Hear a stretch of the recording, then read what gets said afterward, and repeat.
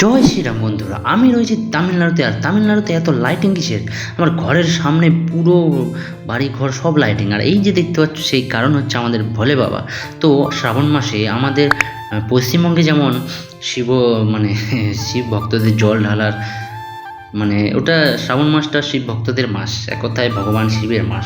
তো আমাদের এইখানে তামিলনাড়ুতে বর্তমানে আমি যেখানে রয়েছি সেখানে কিন্তু আমাদের এই শ্রাবণ মাসে কি হয়, এইখানে একটা জায়গায় আমাদের আশেপাশে যতগুলো ঠাকুর রয়েছে সেখানে অ্যাসেম্বল হয়, যেমন অ্যাভেঞ্জার অ্যাসেম্বল। এইখানে সব ঠাকুরের সম্মিলিত, এখানে বহু রকমের ঠাকুর আছে।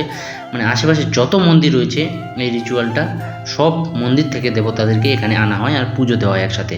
তো আর আমার সামনে যে ভয়ঙ্কর ঠাকুর দেখতে পাচ্ছ, ইনি হলেন আর কেউ না, আমাদের পশ্চিমবঙ্গের মা কালী, আর এখানে মা কঙ্কাল দেবী। তো যাই হোক, অনেক রকমের ঠাকুর রয়েছে আমাদের, বাবা ভোলানাথ, মা কালী, মা দুর্গা, অনেক রকমের রয়েছে। তবে একটু আর যারা যারা এই ভিডিওটি দেখছেন তাদের সবাইকে ভগবান মঙ্গল করুক। তো আজকের মতো এখানেই বন্ধুরা, টাটা।